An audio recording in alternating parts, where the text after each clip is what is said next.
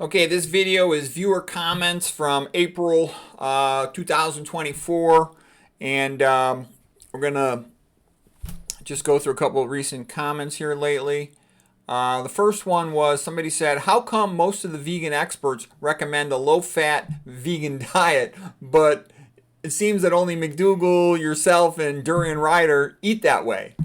And it's actually funny because it's true. There's lots of vegan proponents out there who are eating real high-fat diets. They recommend to their audiences olive oil, omega-3, soy, flax, nuts, seeds, etc., even canola oil and fish. Well, not fish on the vegans, but there's a lot of low-fat vegans that really stick to it. I mean, some of the better-known ones would probably be McDougall, Chef AJ, Jeff Nelson, Esselstyn, Durian Ryder, Kempner, Pritikin. I think Be Green with Amy is that way. Michelle Chen's that way. And there's other ones too, but those come to mind. But yeah, that was funny. There are a lot to say. You need to eat low fat, and then all of a sudden the olive oil, the omega-3s come on, etc. Okay, another one said to me, oh, I thought it was funny when you were wearing that monk habit with the hood, and something just seemed right about it. And I'm like, yeah, it is right. I feel good about it. It totally fits with sort of the message I'm sending here. I'm not just trying to share healthy nutrition habits and disease prevention. I'm also, trying to save Western civilization. Western civilization is collapsing, okay? And that's not a good thing. Western civilization, in my opinion, is the apex of human civilization. The best art, the best literature, the best architecture, the best sculpture. I mean, a lot of great things, okay? And I think this multiculturalism is a mind virus to say everything is equal and use that as an excuse to destroy everything. Our cultural tradition is something we should be very proud of, but you need to protect it if you ever want it to continue to exist. So many young people, they're just completely ahistorical. Cultural, it doesn't automatically transfer from one generation to the other. It has to be learned. And it's such a beautiful thing. Gosh, I love all the art. I love Christian art. I love Christian music. It's the best, okay? If you think you got something better, show it to me. Put it in the comment. I'll look it up.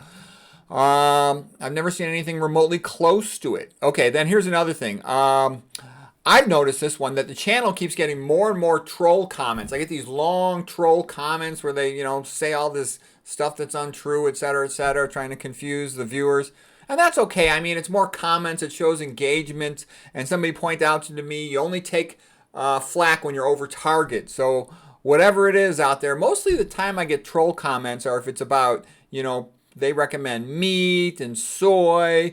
Those generate a lot of energy and comments from trolls. Also atheism, because you have to have atheism to have Calmounism, to take away the people's freedom. So there's a lot of people who very aggressively promote atheism because you have to understand, the billionaire perverts, they don't want you to be free, okay? So and they can pay lots of people to troll the internet and say, how great atheism is, because they know once you say that, you have no rights whatsoever. You're become equivalent to a talking monkey and with zero rights. Okay, what's another one? Oh, somebody was criticizing me for the debate with Bart Kay.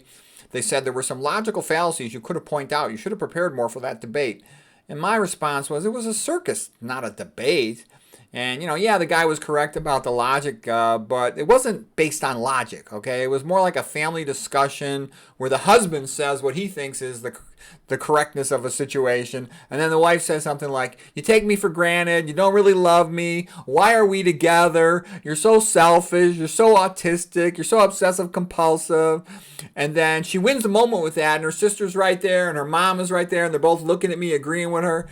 That's what it was like. You got all these, huffed and puffed up carnivores, saying, ha ha, you lost, and all this stupid stuff. The whole thing was kind of childish. Okay, number 5. This is what an internal medicine doctor said to me. He said, the way things are going nowadays, we doctors, we don't learn the causes of the common chronic diseases, and we're prescribing all these drugs that are toxic with lots of side effects. Your book should be required reading in every pre-med program and medical school in the world. And I just laughed. I'm like, yeah, right. The more you do in clinical medicine that actually helps patients, the more you're hated. And that's why I keep a very low profile in conventional medicine.